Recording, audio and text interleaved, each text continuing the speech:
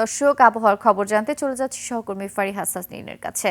ফারিহা, আজকের আবহাওয়া নিয়ে আপনার কাছে কি তথ্য আছে, আমাদের বিস্তারিত জানান। সানবিট সব দিবে সামাল। সানবিট ম্যাজিক প্রেস ডিশওয়াশিং এর মাথা ঘোরানো সলিউশন। ধন্যবাদ নির্জনা। দর্শক, আজ 7ই জানুয়ারি 2026 তারিখে দেশের সর্বশেষ আবহাওয়ার তথ্য থেকে আমরা দেখতে পাচ্ছি দক্ষিণ বঙ্গোপসাগর ও তৎসংলগ্ন ভারতের নিরক্ষীয় এলাকায় অবস্থানরত সুস্পষ্ট লঘুচাপটি আরও ঘনীভূত হয়ে একই এলাকায় অবস্থান করছে এবং সেই সাথে এর একটি বর্ধিতাংশ উত্তর বঙ্গোপসাগর পর্যন্ত বিস্তৃত রয়েছে।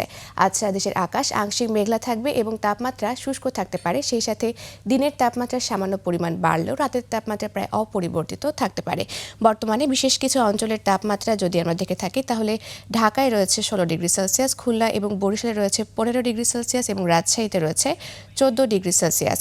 গতকাল সর্বনিম্ন তাপমাত্রা রেকর্ড করা হয়েছে রাজশাহীতে, যা 7 ডিগ্রি সেলসিয়াস এবং সর্বোচ্চ তাপমাত্রা টেকনাফে, যা 26.5 ডিগ্রি সেলসিয়াস। গত 24 ঘন্টায় চট্টগ্রামের সর্বোচ্চ তাপমাত্রা ছিল 22.2 ডিগ্রি সেলসিয়াস এবং সর্বনিম্ন তাপমাত্রা 13.5 ডিগ্রি সেলসিয়াস এবং গত 24 ঘন্টায় রাজধানী ঢাকায় সর্বোচ্চ তাপমাত্রা ছিল 20.7 ডিগ্রি সেলসিয়াস এবং সর্বনিম্ন তাপমাত্রা 13.8 ডিগ্রি সেলসিয়াস।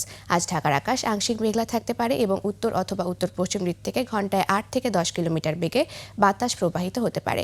আজ সকাল 6টা অনুযায়ী ঢাকার আপেক্ষিক আর্দ্রতা নির্ণয় করা হয়েছে 90%। সেই সাথে আজ ঢাকায় সূর্যাস্ত হবে সন্ধ্যা 5টা বেজে 26 মিনিটে। দর্শক, এ ছিল আমাদের আজকের আবহাওয়ার তথ্য।